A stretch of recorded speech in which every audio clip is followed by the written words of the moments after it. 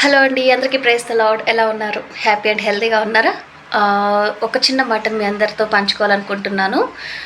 మనం చిన్నప్పటి నుంచి కూడా అనుకుంటూనే ఉంటాము, లాస్ట్ డేస్, కడవరి దినాలు, కడబూర వినిపిస్తుంది. ఆ టైంలో ఎలాంటి మనము చూడబోతుంటాము, సంఘటనలు జరుగుతూ ఉంటాయి అనేది ప్రతి ఒక్కటి కూడా మనము బైబిల్ నుంచి మనం చదువుకుంటుంటాము కదండి. సో వాటిల్లోంచి ఒక చిన్న మాటను నేను గుర్తు చేస్తున్నానండి. కడవరి దినాలలో ప్రేమ కూడా చల్లారిపోతుందంట కదా. సో అంటే ఒకళ్ళ మధ్యలో ఒకళ్ళకి ఉండేటటువంటి ప్రేమ మనం ఇప్పటికీ కూడా మనం అనుకుంటూనే ఉంటుంటాం కదా. రోజులో ఒకసారైనా లేకపోతే ఖచ్చితంగా మన నలుగురం ఎవరైనా ఫ్రెండ్స్తోనైనా ఫ్యామిలీతో గ్యాదర్ అయినప్పుడు మనం ఖచ్చితంగా యూస్ చేసే మాట ఒకటి ఉంటుంది రొటీన్గా. మా డేస్ వేరు, మా చిన్నప్పుడు రోజులు వేరు, ఈ జనరేషన్ వాళ్ళతో మాట్లాడేటప్పుడైనా అంటూ ఉంటుంటాం కదండి. మా చిన్నప్పటి రోజులైతే ఇలా ఉండేది కాదు, ఫ్యామిలీలో ఇలా ఉండేది కాదు, పెద్ద ఫ్యామిలీ ఉండేది, ఫ్యామిలీలో అందరం ఇలా ఉండేవాళ్ళం, లేకపోతే నేబర్స్ తోటి అందరం మేము ఇలా ఉండేవాళ్ళం, షేర్ చేసుకునే వాళ్ళం అని ఆ రోజులు ఇప్పుడు లేవురా అని అనేసేసి మనము అనుకుంటూ ఉంటాం కదండి. సో ఎందుకు లేవు అని అంటే అప్పటికి ఇప్పటికి కొన్ని సంవత్సరాలే తేడా, మన చిన్నప్పటికిను ఇప్పటికి కదా. సో కానీ ఈ టైంలో గ్యాప్లో ఏం జరగడం వల్ల ఆ రోజుల్ని ఆ రోజుల్లో ఉండేటటువంటి ఒక ఆప్యాయతనైనా ప్రేమలనైనా ఈ రోజుల్లో మనం ఎందుకు కంటిన్యూ చేయలేకపోతున్నాం, ఎందుకు అక్కడితో ఆగిపోయింది అని మనకి మనం ఒకసారి ఆలోచించుకుందాం. ఓకేనా. అది ఎవరి చేతుల్లోనో లేదు కదండి.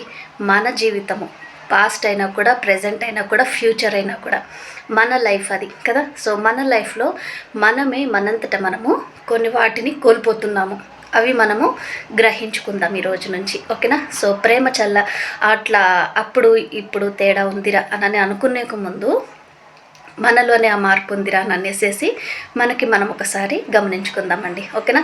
సో అలా ఉండకుండా మనము పాత రోజుల్లో మనం డాడీ వాళ్ళు, మమ్మీ వాళ్ళు మనల్ని ఎలా అయితే పెంచారో, మన నేబర్స్ తోటి మనం ఎలా అయితే కలిసి ఎన్ని గొడవలు ఉన్నా కూడా కొంచెం సేపటి తర్వాత అవన్నీ కూడా నార్మల్ అయిపోయాయి కదండి. సో ఆ టైంలో ఇంకా మనకి ఇళ్లల్లో కూడా నీళ్ళు ఉండేవి కాదు, ట్యాప్స్లో వాటర్ ఉండేది కాదు. మన పేరెంట్స్ని చూసుకుంటే కనుక అందరూ గొడవలుగా కాలనీలో, సో ఇట్లా చిన్న చిన్న చిట్చాట్స్ జరుగుతూనే ఉండేవి. కానీ అవన్నీ కూడా కొంత సమయం వరకే ఉండేవి. మళ్ళీ వాళ్ళందరూ కూడా గ్యాదర్ అయ్యేవాళ్ళు.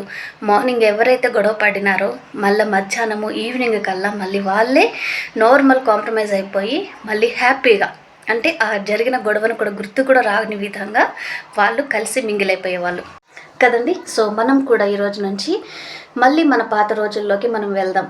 మనం కోల్పోతున్న వాటిని, మనం మర్చిపోతున్న వాటిని, మనం పోగొట్టుకున్న వాటిని మనము మళ్ళీ మనమే అలవాటు చేసుకుందామండి. ఓకేనా. మన పేరెంట్స్ తోటి మనము టైంని స్పెండ్ చేయడమైనా, లేకపోతే ఫ్యామిలీ ఫ్యామిలీ అంటే ఇప్పుడు ఓన్లీ మనకు చిన్న ఫ్యామిలీ అనుకుంటున్నాం కదా, అది కాదు కదండి. ఫ్యామిలీ అంటే అందరం కలిసి ఉండడము, లేకపోతే నేబర్స్తో కలిసి ఉండడము, వీటన్నిటిని మనము మళ్ళీ అలవాటు చేసుకుందామండి.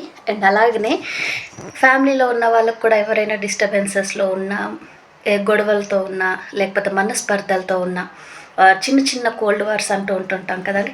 సో ఇట్లాంటివి ఏ వార్స్ ఉన్నా కూడా అంతిమ వార్, లాస్ట్ వార్ రాకముందే మనం అన్ని ఇంట్లో ఉన్న చిన్న చిన్న వాటన్నిటిని కూడా మనం సరిదిద్దుకుందాం. ఓకేనా. ఎందుకంటేనండి ఇది కూడా ఒక సూచక క్రియనే. మనం ఇంతకు ముందులాగా ఉండలేకపోతున్నాము అని అంటే ఇది కూడా ఒక సూచక క్రియలో మనము ఆల్రెడీ ఎంటర్ అయ్యాము అని కదండి. సో నెగిటివ్ వైపు మనకి మార్క్ పడుతుంది అని అంటే మనకి ఇంకా 10 పాయింట్స్ యాడ్ అయితే ఖచ్చితంగా నరకానికి వెళ్ళిపోతాం కదండి. సో కాబట్టి స్టార్టింగ్లోనే మనం అందరం సరి చేసుకుందాము. అదంత పెద్ద కష్టమైన విషయం కాదండి. సో బీ హ్యాపీ అండ్ హెల్తీగా ఉండండి. అండ్ అలాగనే ప్రేమను ఎవరికైతే ఒక్క మనిషి ఇంకొక మనిషితో మాట్లాడే విధానంలోనైనా, చూసే చూపులోనైనా, ఎదుటి మనిషిని అంచనా వేసే విషయంలోనైనా, ఏ విషయంలోనైనా కూడా హెచ్చు తగ్గులు అనేవి లేకుండా, తారతమ్య భేదాలు లేకుండా ఈక్వల్గా మన శత్రువునైనా ప్రేమించగలగాలి కదా. సో కానీ మనము మన ఫ్రెండ్స్ని మనము క్షమించలేకపోతున్నాము, లేకపోతే వాళ్ళనే మనం ప్రేమించలేకపోతున్నాం, వాళ్ళనే మనము మన ఇంట్లో ఎక్కువసేపు కూడా ఉంచుకోలేకపోతున్నాం కదండి. సో వీటన్నిటి నుంచి మనం దూరం జరిగిపోదాము. ఒక పాజిటివ్ వైపు మన అందరం కూడా ఆకర్షించబడదాం. పాజిటివ్ అంటే యేసయ్య వైపు, ఆ దేవుడి వైపు ఆకర్షితులంగా ఆయన వైపు కనుక మనము వెళ్ళడం స్టార్ట్ చేసామంటే, మనం ఒక 2 స్టెప్స్ వేసాము అని అంటే ఇష్టంగా, మన మనస్ఫూర్తిగా ఆయన మన వైపు 10 అడుగులు వేస్తారు ఓకేనా, మనకి ముందుగా వచ్చేస్తారు. ఎందుకంటే దేవుడికి మనం ఆయన వైపు తిరగడం మళ్ళడం మాత్రమే కావాలండి. ఓకేనా, మిగతాదంతా ఆయనే చూసుకుంటారు. ఆయనే మన వైపు వస్తారు, మనకు ముందుగా నిలబడతారు. ఓకేనా, సో ఎవరు కూడా ప్రేమ చల్లారిపోయిన స్టేజ్లో ఉండొద్దు. మరొకసారి గుర్తు చేసుకుందాము. ఒకవేళ ప్రేమ చల్లారిపోయిన స్టేజ్లో ఉన్నట్టు అయితే గనక మనము జ్ఞాపకం చేసుకుందాము. ఎక్కడ ఉన్నా కూడా, ఆఫీస్లో ఉన్నా లేకపోతే ఏ పని చేసే ప్లేస్లో ఉన్నా కూడా, ఎక్కడైనా కూడా మనము ఇంకొకళ్ళ మీద మనము ప్రేమను చూపించలేకపోతున్నాము. మన వైఫ్ని, హస్బెండ్ని, పిల్లల్ని, ఇంకా ఫ్రెండ్స్ని, వీళ్ళందరినీ మధ్యలో మనము ప్రేమగా ఉండలేకపోతున్నాము అని అంటే మనకి మనమే జ్ఞాపకం చేసుకోవాలి. వెంటనే మనము సైతాను వైపు వెళ్ళిపోతున్నాము. నెగిటివ్ నరకం వైపు దారి ఒకటి ఉంటుంది కదా, సో ఆ దారిలో మనము ఎంటర్ అయిపోయాము. అందుకనే మనలో ప్రేమ చల్లారిపోయింది. ఓకేనా, దేవుడి వైపు ఉంటే, దేవుడి వైపు మార్గం పరలోక మార్గంలో మనము నిలబడితే, మనము గనక ఉంటే మనలో ఉన్న ప్రేమ ఎక్కడికి పోదు. ఎందుకంటే అది దేవుని ప్రేమ కదండి. సో మనం ఆయన ప్రేమలా ఉంటాము, ఆయన ప్రేమను మనం ధరించుకుంటాము, చూపిస్తాం. కాబట్టి దేవుడి ప్రేమలో ఎటువంటి అవకతవకలు ఉండవు. ఓకేనా, అది ఎంత కష్టమైనా, ఎదుటి వాళ్ళు మనల్ని ఎంత బాధ పెట్టినా, ఎంత మోసం చేసినా, ఎదుటి వాళ్ళని మార్చాలనే ఒక తలంపు, ఒక దేవుని యొక్క స్వభావము మనలో కనపడతాయి. ఓకేనండి, సో మనందరం కూడా ఏ మార్గంలో ఉండాలో మనమే డిసైడ్ చేసుకుందాం. మీరు కూడా ఆలోచించండి. ఈరోజు మనం బైబిల్ని చదువుకోబోతున్నాము. మార్కు సువార్త 9వ అధ్యాయము మొదటి 5 వచనాలు. మరియు ఆయన ఇక్కడ నిలిచి ఉన్న వారిలో కొందరు దేవుని రాజ్యము బలముతో వచ్చుట చూచు వరకు మరణము రుచి చూడరని నిశ్చయముగా మీతో చెప్పుచున్నానెను. 6 దినములైన తరువాత యేసు పేతురును, యాకోబును, యోహానును మాత్రము వెంటబెట్టుకొని ఎత్తైన యొక్క కొండ మీదికి ఏకాంతముగా వారిని తోడుకొని పోయి వారి ఎదుట రూపాంతరము పొందెను. అంతలో ఆయన వస్త్రములు ప్రకాశమానమైనవియు మిగుల తెల్లనివియు ఆయను. లోకమందు ఏ చాకలియును అంత తెల్లగా చలువ చేయలేడు. మరియు మోషేయు, ఏలియాయు వారికి కనపడి యేసుతో మాటలాడుచుండిరి. దేవుడి వాక్యం ఇంతటితో దీవించునుగాక. ఆమేన్.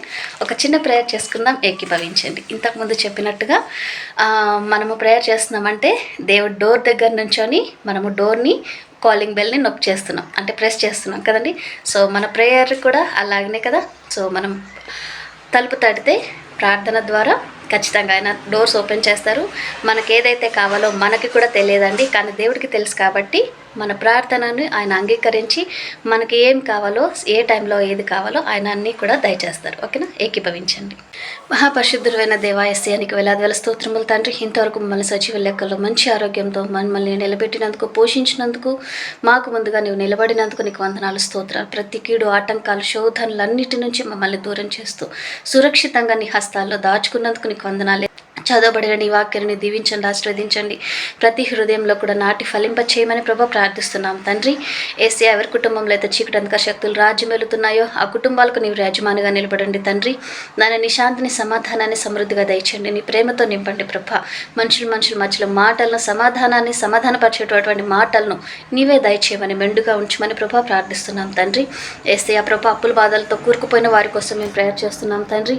వారికి నీవే సలహా మంచిగా నాయన, నీవే వారికి మంచి సలహా దయచేయండి నా తండ్రి. నీ ఆలోచనలతో వారిని నింపండి నా ప్రభా. ఏ మార్గంలో నడవాలో, ఎట్లా వాటి నుంచి బయటకు రావాలో నీవే వారికి తెలియచేయమని, మంచి బలాన్ని వారికి దయచేయమని ప్రభా ప్రార్థిస్తున్నాం తండ్రి. ఆ అప్పుల బాధలన్నిటి నుంచి వారిని విడుదలను దయచేయండి నా తండ్రి. ఎందుకంటే నీవు ఆశీర్వదిస్తే తప్ప ఆశీర్వదించబడలేని వాళ్ళము నా తండ్రి, దీవింపబడలేని వాళ్ళము నా తండ్రి. కాబట్టి యేసయ్యా, నీ ఆశీర్వాదం కోసం ఎదురు చూస్తుండగా ప్రభా, నీవే దీవించి ఆశీర్వదించమని, సమృద్ధిని ముదినిపట్టి కంటే మరింత ఐశ్వర్యాన్ని, ధనాన్ని నీవే దయచేయమని ప్రభా ప్రార్థిస్తూ, నాయనా ప్రభా, నాయనా అనారోగ్యంగా ఉన్న వారి మీద నీ యొక్క హస్తాన్ని ఉంచండి.